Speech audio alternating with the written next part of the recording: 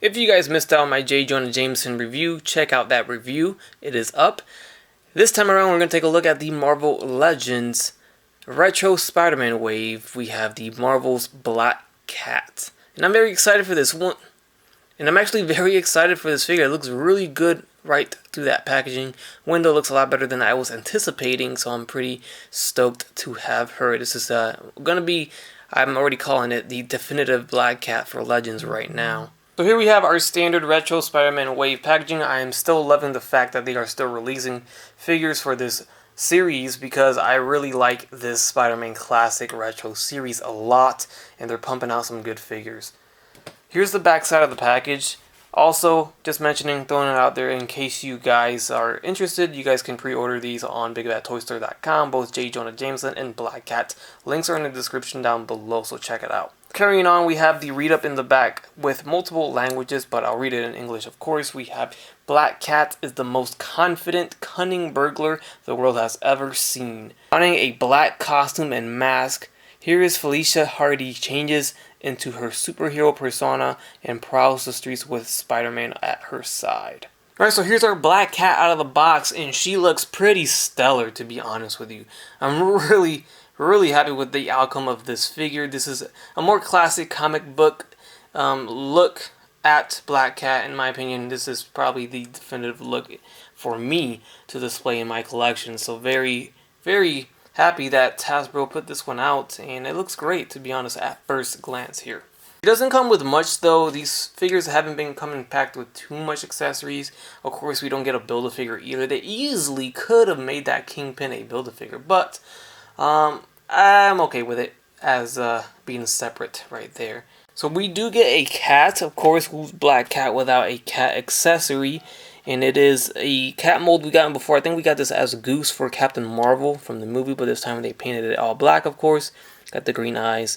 It's always nice to have a cat for your ACBA, shots. And then we get a whip, of course. This came with the Hellfire Club set, and now we get it again with Black Cat. We got a painted silver claw tip right here. The handle is black, and then the actual whip is white right there. That's all she comes with. Taking a closer look at Black Cat, this thing came out as clean as can be. We have a painted skin tone torso here because the body's actually all black plastic mold, so they painted the skin tone here to make it seem like she's, of course, wearing clothes and that's her skin. We have a collar there, and then the painted mask looks very nice and clean too. The eyes and the lips came out very nice. I like the white and the wash on the white hair right there and on the little fur on the sides of her forearms and shins right here. She definitely is pretty thick-alicious here. I mean, those thighs and hips certainly do not lie. And Hasbro was doing all of us, I guess, a favor here with this body mold because she looks pretty nice. While we're here, let's go ahead and crank out the articulation of the figure. The head sits on a, looks like just a ball jointed peg, which is what they've been doing recently. Doesn't move up too much because of the hair hindering it, but it does look down quite a bit. Left and right, a little bit of a head tilt. The arms will go forward and back, in and out. We don't get a bicep swivel. We only get a swivel and a single jointed elbow. This might have been backwards. I don't know which way this arm goes, to be honest. It looks like it was backwards. There we go. So it goes this way. Either way, it doesn't really bend too much at all. So that's a little unfortunate. The other arm, same deal. I guess that one bends a little bit more. Almost looked like it was going to pop out. But yeah, not much movement in the arms. I wish those were double jointed so we could get more range, or at least deeper single joints would work. We get the diaphragm joint. That's pretty deep, going back and forward, left and right.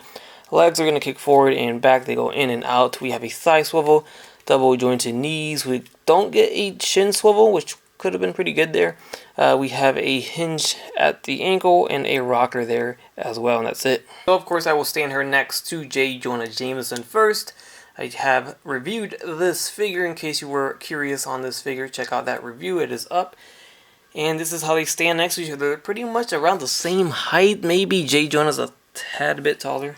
Not by much though. Here she is next to Peter Parker from the Retro Wave Spider-Man wave as well. He stands tall, but so does Black Cat. She's pretty tall too.